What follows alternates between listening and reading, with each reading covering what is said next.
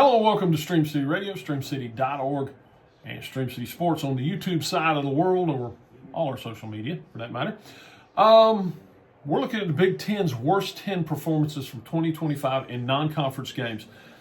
These are regular season only. These are not FCS ball games. They don't count in this, nor will they count when we do the next top 10, which is the 10 best performances of the Big Ten in 2025. Because everybody approaches those differently. So we kind of throw those out the window. So that doesn't leave us a ton of ball games to choose from. We're talking about the Big Ten. You got 18 teams. Basically, we've got just under 40 ball games to choose from. So some of these performances, we got wins on this list, but maybe just not as dominant as we'd like to see against maybe a lesser opponent. So with no further ado, let's jump on in here and talk a little Big Ten football. And we're going to start out with the Minnesota Golden Gophers hosting the Buffalo Bulls.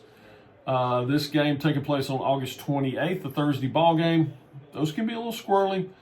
Opening week, make some allowances for that. One of the reasons it's number 10 is because this is an opening week ball game, and those can be a little odd. Both quarterbacks were awful in this football game. In spite of that, Minnesota was still able to pass for 270 yards, but only managed a 13-point victory in this ball game. And it's mostly more about the inability to finish than it is the way they played. In general, the yardage and all that were fine. The problem was you're up 10-3 at the half. Buffalo had missed a field goal that would have cut it to 10-6. You turned it over on downs on the Buffalo 11. You had an interception on the Buffalo 21. You kicked field goals from the Buffalo 20, the Buffalo 11, and the Buffalo 7. One of your touchdowns came on a 60-yard pass. So once you got inside the red zone, you were pretty miserable in this ball game if you're Minnesota. Did not send the Gopher fans home feeling great about the 2025 season, but they do come away with a win. But and when you look at it, and the other thing that hurts you if you're Minnesota is we did the tier structure when we broke everything down. You're a tier 14 playing a tier 9 team in this. You should dominate at home, so you end up underperforming across the board, lands you in the 10 spot for the 2025 worst 10 performances in the Big Ten. And we do not have to go far to find number 9, as that is Minnesota again, this time headed out to Cal. And, this one is 27-14 loss. And that is the biggest reason this one falls on the list.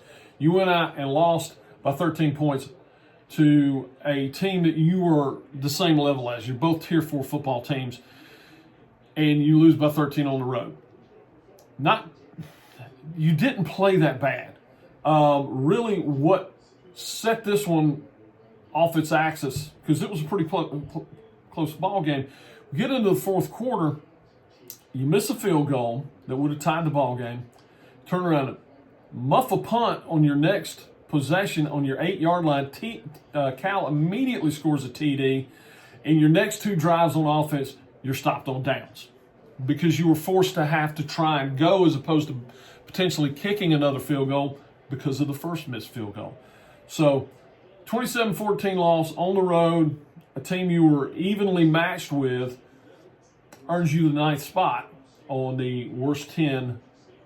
And like I said, that's not a terrible outing to end up, but there's just not that many non-conference games to look at when you're talking about the Big Ten, when you're only playing 3 non-conference and virtually everybody plays one FCS school. So it just doesn't leave you a lot of games to look at.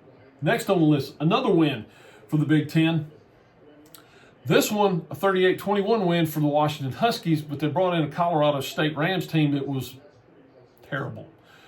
Bottom tier from the Mountain West, a conference that underperformed as a general rule anyhow this past year. Colorado State had 3 sacks and 5 tackles for a loss in this ball game.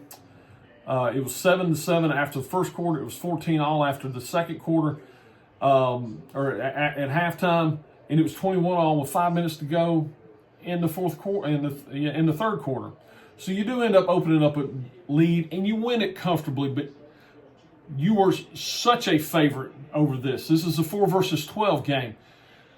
This is one you should roll in, be playing the backups at the beginning of the third quarter. It did not materialize that way for Washington, and that's good enough to land them in the number 8 spot on our list of worst 10 performances for Big Ten in non-conference play. Number 7. This one was ugly, but it was kind of predictably ugly. So that's why it's only 7 on the list. Wisconsin traveling to Tuscaloosa to take on Alabama. This was a total beatdown. It was 21-0 at the half. Bama scored on 6 of 8 drives in the ball game. The only ones they didn't score on, the first one and the last one. They outgained Wisconsin 454 to 209 in offense. Wisconsin's first half, 4 out of 5 drives, they had less than 4 yards of offense. That's total domination by Alabama. Wisconsin's, one of their touchdowns came off of a kickoff return. Just produced nothing on offense. 2 of their offensive plays produced 45% of their total offense for the day. Leads to 38-14 Alabama victory. And it was every bit that dominant. Like I said, the only reason it wasn't worse is they only possessed the ball 8 times in the ball game. Scored on 6 of them. So that's your number 7. Wisconsin at Alabama, 38-14 loss for the Badgers. Coming in 6th, Michigan's trip to Oklahoma. And actually, Michigan didn't play that bad, but Oklahoma just dominated. 408 yards to 288 in offense for Oklahoma. And they lose a ball game by 11 points that Michigan won the turnover battle by 2 in. That generally is going to win you a ball game. So that kind of weighs as a factor in this. Half of their drives for Michigan produced fewer than 6 yards in the ball game. 40% of their offense came on 2 plays, including a 75-yard touchdown run by Justice Haynes to open the third quarter. So 24-13 win for Oklahoma on September 6th. Another even match of 3 versus 3. Michigan just kind of underperformed a little bit on the road in this one, and Oklahoma gets the win, and that is good enough for the 6th spot on the list. Number 5, USC at Notre Dame. And all in all, you look at this one, and it's a 10-point victory for Notre Dame. Not terrible by USC, but here's the problem. Notre Dame physically dominated this ballgame. Over 300 yards of rushing for the Fighting Irish. And they did it basically without a quarterback. C.J. Carr was absolutely abysmal in this ballgame. His QBR was 31.1.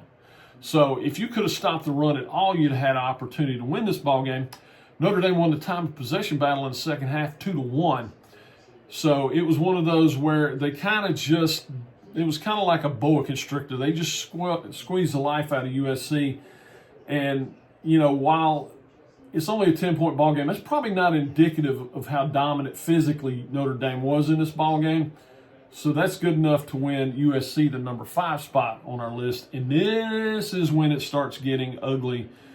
Up until this point, no big harm, no big foul in any of these ball games. Now we're in UCLA time. And the number 4 spot belongs to the Bruins, as they went to UNLV and got jumped early, actually made a run to make it close at the end. They actually had the ball with less than 2 minutes and an opportunity to tie this ball game. But it was 23-3 at halftime. And UNLV scored on 5 out of 9 possessions, and one of those possessions was they had the ball at the end of the ball game, just ran the clock out.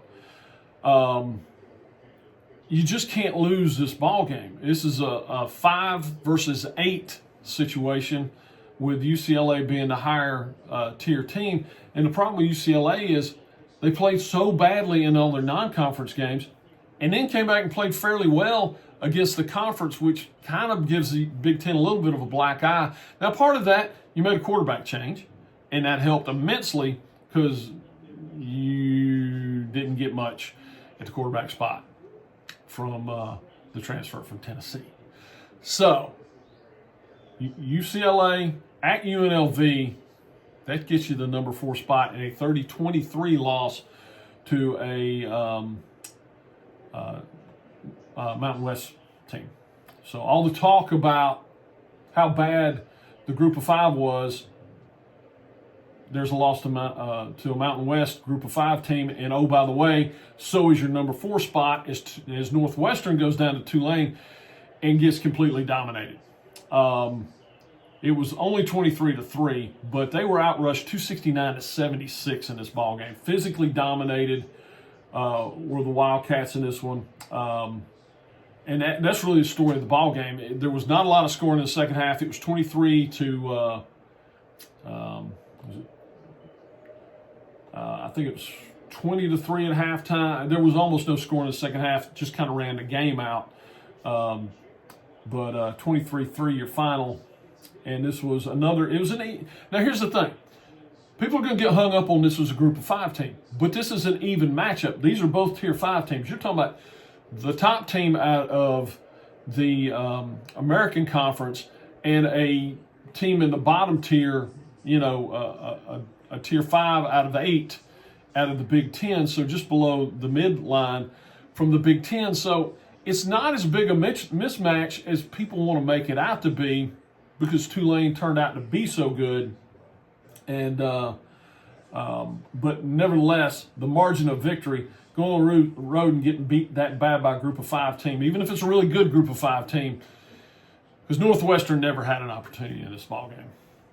So that's good for your number 3 spot. And now back to UCLA, who has held down the top spots pretty well in this poll, as they were, as I said, dreadful.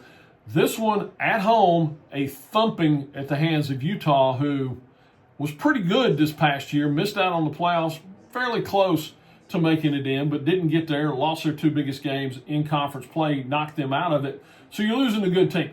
It's a 5 versus 2. Tier 5 UCLA against a Tier 2 Utah team. But the problem is, once again, physical domination by Utah. Total yards, 486 to 220. Utah almost had more yards rushing than UCLA did total in this ball game, as they were just over 200 yards rushing in the ball game were the Utes. And once again, you won the turnover battle in this ball game and still got it handed to you. A 33-point loss at home to anybody is bad. Utah only punted 1 time in this ball game. They basically scored every time they touched it. I think they ran the game out with the ball.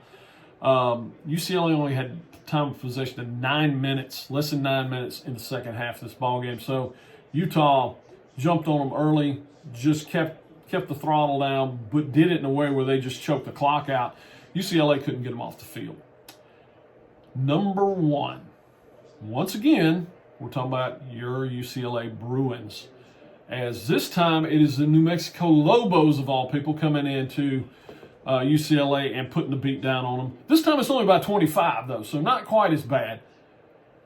This is a Tier 5 versus Tier 6, so a team slightly below you if you're UCLA.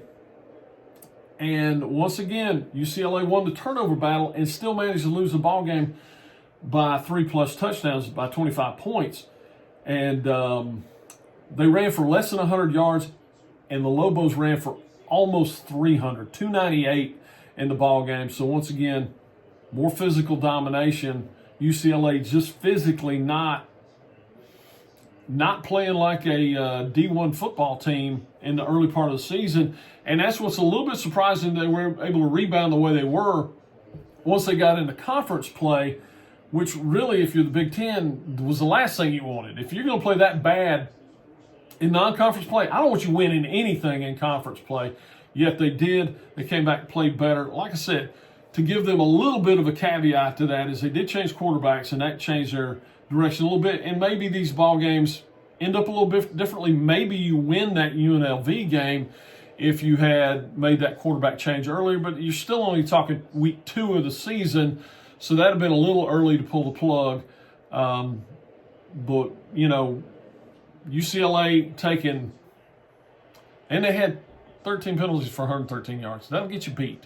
When you can't get them off the field because they can run it down your throat and you're having penalties, that is the recipe for disaster. The only thing you had going in your favor was you won the turnover battle, which normally, although winning it by 1 doesn't, once you get to that winning it by 2 or 3, that makes a huge difference.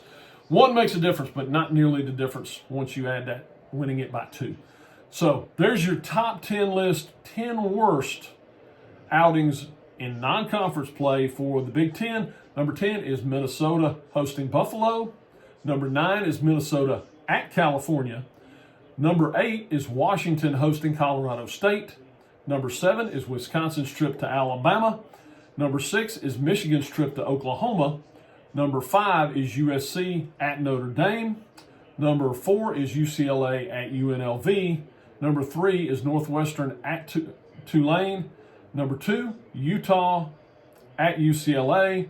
And number 1, New Mexico at, once again, UCLA. So UCLA, 3 non-conference games. 3 of the 4 worst outings by the conference in non-conference play. So might not have been the best get you could have got there, Big Ten, when you were adding football teams. But you locked down that LA market, which is what Tony Petitti wanted. So there you go. That'll do it for Rank 'em. I'm James O'Brien. I hope you enjoyed it. We'll take a break on Stream City Radio, and we will move on to the next podcast after the commercial break.